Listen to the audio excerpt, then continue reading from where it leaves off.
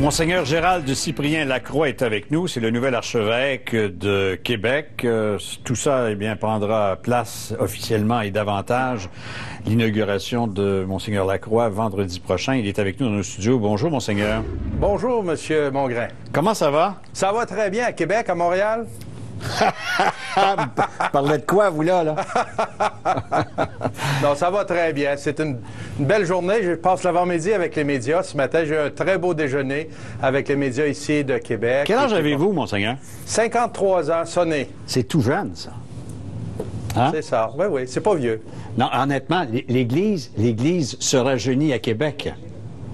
Bon, c'est sûr que l'Église, c'est pas juste moi, hein, mais de fait, l'archevêque élu de Québec est jeune. 53 ans, c'est pas très âgé. Mais j'ai eu des prédécesseurs beaucoup plus jeunes que moi. Le cardinal Maurice Roy avait 42 ans lorsqu'il a été nommé archevêque de Québec. Je voudrais justement qu'on éclaircisse des choses pour l'intérêt du public. L'archevêché de Québec fait de son évêque, généralement, le grand évêque de l'Église canadienne, le primat de l'Église canadienne. Est-ce que c'est votre cas? Ben, c'est-à-dire que c'est pas l'archevêché de Québec qui fait ça. C'est un titre donné par le pape. C'est Monseigneur Maurice Roy qui a été le premier à la recevoir comme primat du Canada. C'est un titre honorifique. Vous savez, ça donne aucun pouvoir ni autorité sur les autres. Je sais, mais c'est symboliquement, par exemple, la première place de l'Église catholique en terre d'Amérique. C'est ça, parce que c'est le diocèse fondateur, effectivement. Le plus vieux diocèse en Amérique du Nord, au nord des colonies espagnoles, c'est pas rien, hein, comme histoire. C'est ça, mais vous, non, vous n'avez pas ce titre honorifique encore. Oui, oui, oui, ça vient automatiquement. Tous les successeurs... C'est ce que je dis. C'est ça, absolument. Vous êtes le primat de l'Église canadienne. Le primat du Canada. Oui, voilà. Dites-moi, on ne se le cachera pas, vous remplacez le cardinal Ouellet. Je le remplace pas, je lui succède. Vous comprenez, hein? C'est peut-être pire. Faites-moi pas des gros yeux, M. Mongrain. Non, mais c'est peut-être pire en ce sens, Monseigneur, que vous chaussez un siège qui a été mis sur la sellette, justement, pendant quelques mois, suite aux déclarations du cardinal Ouellet. C'est un homme qui a été controversé, mais qui n'a pas eu peur de ses opinions, et en cela, je pense qu'il faut le respecter. Comment envisagez-vous ces débats de l'Église avec la société québécoise? Écoutez, moi, je vais être moi. Hein? Vous allez apprendre à me connaître, à me découvrir. Moi, je suis un homme qui aime beaucoup être en dialogue, en relation. Je suis pas le grand théologien qui était le cardinal Ouellet. Je suis un homme davantage de terrain. Mais évidemment, je suis nommé par le Saint-Père pour être le premier pasteur de cette Église de Québec, et je vais continuer de prêcher la bonne nouvelle de l'Évangile. Et avec le peuple de Dieu qui est ici, on va essayer de voir comment on va de plus en plus être fidèle à cet Évangile-là, au Christ, à l'enseignement de l'Église, et on va affronter les débats qui vont venir, en essayant de toujours proposer cette aventure de la foi. L'Église n'a rien à imposer, vous savez. Elle propose un chemin qui nous apparaît comme un chemin de bonheur et de liberté. Et bon, ceux et celles qui y adhèrent, on fait route ensemble. Oui, c'est ça. Mais ceci étant dit, êtes-vous à la même place que le cardinal Ouellet? Non, parce qu'il y a du temps qui a passé, il y a des débats qui vont demeurer, il y en a des nouveaux qui vont se présenter. Super. Moi, je fais regarder aujourd'hui et demain et après-demain, et on va faire la suite. Hein? Parfait. Dites-moi, il faut que vous me contiez ça, parce que c'est assez rare qu'on rencontre des gens qui sont nommés évêques et archevêques. Comment ça se fait? Y a-t-il un gars qui vous appelle puis dit Monsieur, vous avez été retenu pour être archevêque de Québec? Comment ça marche? Ah, ben ça, c'est une question intéressante, et je pense qu'il y a bien des gens qui sont intéressés à savoir comment ça se passe. Ben, merci. Oui, oui. Écoutez, lorsqu'un siège épiscopal devient libre, qu'il faut remplacer un pasteur, soit parce qu'il a il a démissionné, dans le cas de Monseigneur Ouellet qui a été nommé ailleurs ou qu'il décède, il y a un processus de consultation qui se met en marche dans le diocèse même et au niveau de l'Église du Québec et du Canada. C'est le nonce apostolique, le représentant du pape qui est à Ottawa, qui dirige cette opération de consultation. C'est envoyé à Rome, à la Congrégation pour les évêques, où c'est étudié et regardé, et une suggestion est faite au Saint-Père de 3 noms disons, une terna qu'on appelle, et le Saint-Père regarde et choisit parmi ces trois-là, ou décide, bon, ben aucun des trois me satisfait, à recommencer. Alors, moi, je suppose que c'est comme ça que ça s'est passé. Dans les 7 mois depuis que le cardinal est parti, cette consultation s'est faite, et bon, le Saint-Père est arrivé à prendre la décision. Ça se passe concrètement, c'est qu'on reçoit l'appel du nonce apostolique, qui a reçu, lui, de la part du Saint-Père et de la Secrétaire d'État, une lettre. Le désir, c'est ça. Ouais. Et je suis allé à Ottawa rencontrer le nonce apostolique, Monseigneur Pedro Lopez Quintana, et il m'a fait part du désir du Saint-Père, et là, on a échangé, puis bon, finalement, j'ai accepté. C'est comme ça que ça se passe. Étiez-vous proche du cardinal Ouellet? Bien, écoutez, j'ai travaillé avec 1 an et demi. J'étais un de ses évêques auxiliaires ici à Québec. C'est ça, je me dis. Puis là, il est rendu dans la nomination, lui, en haut, là-bas, à Rome. C'est ça, c'est le préfet. Ça n'a pas dû nuire, il a un bon contact. Oui, c'est évident. C'est sûr. Oui. Je suis d'accord avec ça, moi. Bien, écoutez, la vie est faite de relations, hein, vous savez. Eh oui, l'Église aussi, d'ailleurs. L'Église aussi, parce que c'est ça. Dites-moi, quelle sera votre position en rapport avec, je ne sais pas moi, les grands défis qui nous confrontent? Je sais que vous m'avez dit tantôt, ben je vais prendre ça, je suis très ouvert, l'Église propose, elle ne dispose pas. Mais les femmes, le clergé, les femmes dans le clergé, la pastorale des divorcés, etc., c'est toutes des choses, on dirait, qui n'ont pas été réglées.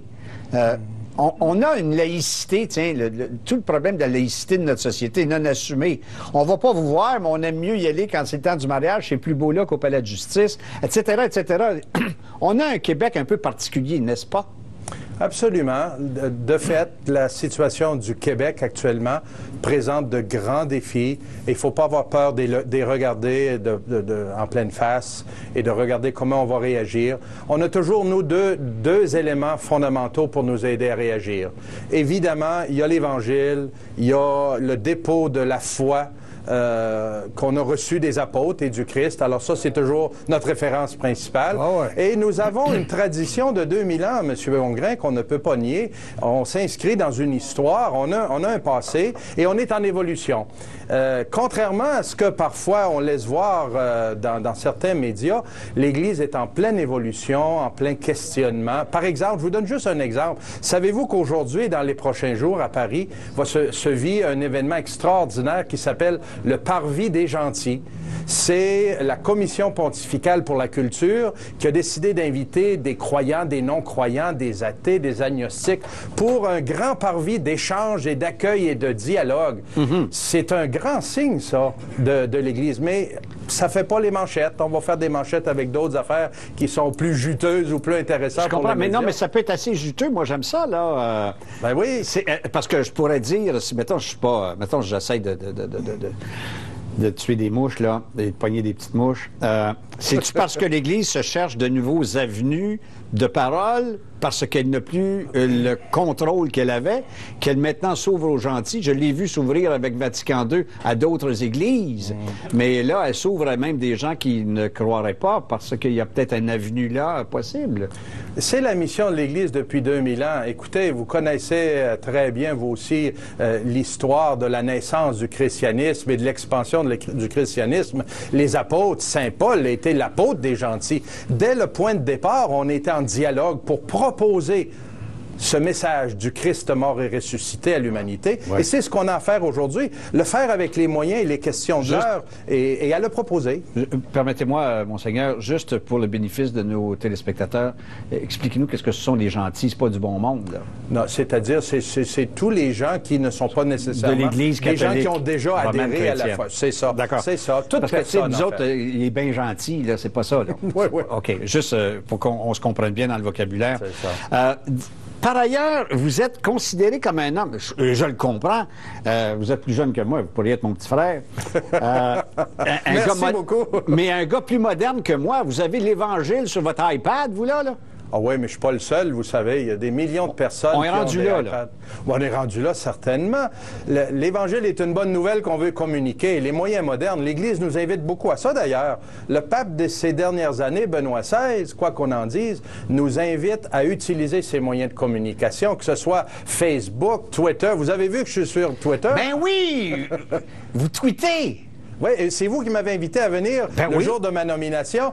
Malheureusement, je n'étais pas disponible, mais j'ai répondu, je suis là aujourd'hui. Ben oui, tout à fait. Dites-moi, parlons-en de ces nouveaux moyens de communication qui font en sorte que le visage de l'humanité n'est plus la même. Vous savez, quand on tient un discours, fût-il de l'Église catholique romaine, très évidemment, on est comme fixé dans le temps pour toutes sortes de raisons, parce que la tradition n'est pas tout à fait perçue comme étant dynamique. C'est comme la reproduction du passé. Nous autres, on a l'impression au Québec d'avoir pendant des années été roulés parce que l'expansionnisme religieux était très proche du pouvoir politique. Vous aviez le contrôle horizontal et vertical de l'écran. Maintenant, là, on se retrouve dans un monde où l'Église cherche peut-être de nouveaux avenues. Ce que vous parlez à Paris comme moyen de rejoindre des gens et de d'autres confessionnalités et ou encore même des agnostiques ou des athées. Au Québec, comment vous allez faire ça? Parce que le Québec aussi a besoin d'être rejoint peut-être par l'Église. Ou en tout cas, n'est peut-être pas fermé à cela. Comment vous allez faire ça? Bien, vous savez, vous disiez, bon, souvent, et c'est un discours que j'entends très souvent, qu'on laisse entendre que l'Église est comme figée en quelque part dans le passé. Mais c'est pas l'expérience que j'en ai, moi. C'est pas l'expérience que je vois sur le terrain. Je vois une Église en pleine évolution, en plein mouvement, en plein devenir. Je vois des jeunes commencer à s'intéresser, des jeunes familles qui s'engagent. Je vois un renouveau. Bon, il n'est pas massif et spectaculaire, mais il y a quelque chose qui est en train de se produire actuellement, en tout cas autour de moi, c'est ce que je vois, qui me rend, moi, plein d'espérance. Mais ceux qui seraient nourris par la nostalgie, ils doivent oublier ça. Ça ne sera pas l'Église que nous avons laissée. Non, ça ne peut pas. Ça ne peut pas être l'Église qu'on a laissée. On ne serait pas fidèle au Christ et à son message si on voulait retourner en arrière. Lui, il nous invite toujours à aller de l'avant. Il nous invite toujours à regarder la réalité, de composer avec et à avancer, d'incarner dans notre vie les valeurs, mais en lien et incarné dans la réalité de notre histoire. L'histoire du Québec n'est pas celle d'il y a 20, ni 40, ni 100 ans. Et aujourd'hui, on va voir comment on va composer. Okay. Mais cet élément de dialogue, ce que nous avons à faire, vous avez vu que le pape parle beaucoup, bon, c'est notre langage à nous, là, de nouvelle évangélisation. Mais on l'entend, nous, en voulant dire, dans des cultures comme la nôtre, qui a été traditionnellement chrétienne, un fond chrétien indéniable. Écoutez, ça fait partie de notre culture. On note depuis plusieurs décennies, bon, parfois de l'indifférence, un certain recul, certains rejets. Bon, comment on va reproposer la fraîcheur de l'Évangile? C'est ça que j'allais me dire. On va-tu faire comme le maire Tremblay à Saguenay? Ah, ben moi, je peux pas parler pour Saguenay. Le maire Tremblay à Saguenay, il a à gérer ses affaires et bon, non, moi, mais vous, là, vous êtes un monseigneur, là. Vous êtes bien en haut du maire Tremblay, là, dans l'hiérarchie religieuse, là, on s'entend. C'est ça. Mais c'est un croyant, par exemple. C'est l'essentiel, c'est la base même. C'est même plus important que vous. Mais ceci étant dit, on va arrêter de faire de la théologie. On va juste dire, est-ce que vous, la prière, avant une assemblée du Conseil, si je vous pose la question, comment vous vivez avec ça? Ben moi, ce que je dis, M. Mongrain, c'est que à Saguenay, les gens de Saguenay ont à voir comment ils vont gérer cette question-là, parce que nous, on n'est pas là. Mais si à Québec, on me demandait de regarder, et les gens de Québec auront à voir dans chaque secteur. À Montréal, c'est une réalité. À Saguenay, c'en est une autre. À Saint-Georges-de-Beauce, c'est autre chose. À Joliette, c'est autre chose. C'est à la population à voir comment ils vont gérer ça, parce que c'est dans un espace public. Bon. Moi, je peux bien décider ce qui va se passer dans nos églises, comment on va célébrer et vivre notre foi. C'est notre domaine. Mais dès qu'on sort dans la place publique, ben, il faut dialoguer avec les gens qui sont là. C'est pas nous qui allons leur dire qu'est-ce qu'ils doivent faire. Les chrétiens et les citoyens qui sont là devront se parler et en hommes et femmes adultes et matures, ben, dire, ben voilà, pour nous, respecter notre réalité, c'est ça qu'on a à faire. Est-ce que ce serait un accommodement raisonnable que de laisser la prière à l'hôtel de ville? Si les gens décident que oui, certainement. S'ils décident que c'est mieux un moment de silence, certainement. Qu'est-ce que vous pensez d'une société laïque?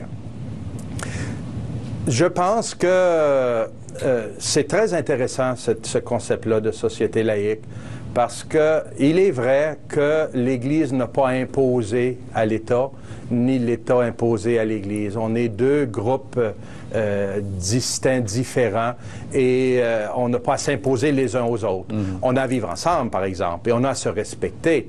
Une Église comme la nôtre, qui fait partie de la fondation de ce pays, de l'Amérique du Nord, c'est sûr, mérite d'être respectée.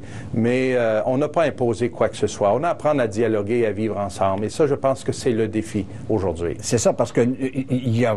faut pas faire de grandes recherches pour s'apercevoir que souvent, l'Église chrétienne dans le monde, le catholicisme aussi, s'il a été à certains endroits contestataire de l'exploitation des populations et des peuples, fut aussi assez proche dans son expansionnisme et a côtoyé des gouvernements questionnables aussi. C'est ça, absolument. Okay. Écoutez, dans notre histoire, il y a de tout, autant dans l'Église comme dans nos sociétés. Ah, tout à fait, tout à fait. Regardez ce qui se passe autour aujourd'hui. Vous n'êtes pas désincarné, là. Ben, écoutez, là, un peu, là. Hey, dites-moi, vous avez vécu pas mal en Amérique du Sud, vous, là? Ben, j'ai été missionnaire 9 ans en Colombie, oui, c'est ça. Parlez-moi... En espagnol? Non. Là, vous allez me perdre bien plus que si vous me parlez de religion. Dites-moi, parlez-moi de la pastorale ou de la soif de ce peuple qui sont d'un type de relation religieuse, j'allais dire, qui me font penser au Québec peut-être des années 50 et 60. Hein? Il y a comme une distorsion espace-temps.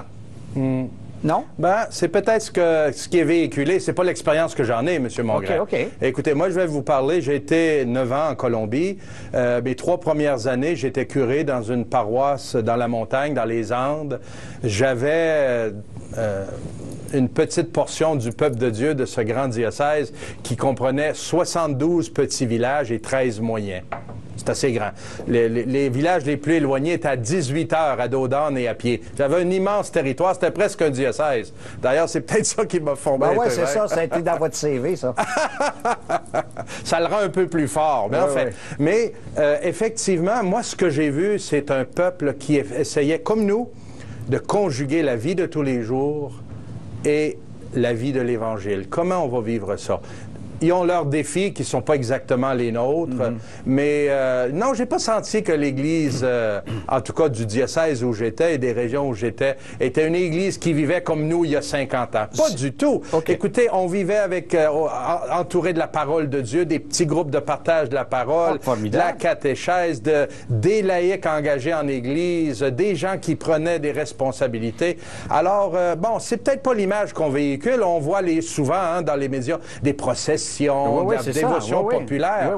Ça fait partie de leur culture et ils s'en servent très, très bien, mais ils ont une foi très enracinée. Moi, j'ai été très édifié par la foi du peuple colombien. Dernière question, puis elle n'est pas mesquine et elle n'est pas méchante, mais de devenir en 2010-2011 archevêque de Québec, primat de l'Église canadienne, nommé par Rome, est-ce que vous ne vous sentez pas un peu comme un missionnaire en votre propre terre? Très bonne question, M. Mongrain. Moi, je suis un missionnaire partout où je suis depuis très longtemps. Là où j'accroche mon chapeau, je suis missionnaire dans le sens que je sens que je suis appelé et envoyé par Dieu pour participer à cette grande mission. Aujourd'hui, mon Église me confie par Benoît XVI une grande mission, c'est des souliers très grands chaussés, de grands défis, et je suis heureux, même si je me sens pas à la hauteur de la tâche et c'est pas moi qui ai proposé mon CV, je suis heureux de répondre « Oui, Seigneur, me voici, je veux avec toi et je veux avec l'aide de ton Esprit Saint et l'aide du peuple de Dieu qui est là et des gens avec qui je travaille en Église, regardez comment on va avancer ensemble et on va continuer de proposer à l'humanité qui est ici cette bonne nouvelle. » Merci beaucoup, Monseigneur, et bon travail. Une certaine époque, on vous aurait dit bon règne, mais c'est bon travail. Merci beaucoup, M. Mongrain. Au plaisir de vous revoir. Avec plaisir. J'irai vous voir à Québec. Au revoir. Bienvenue. Voilà, on s'arrête pour une pause.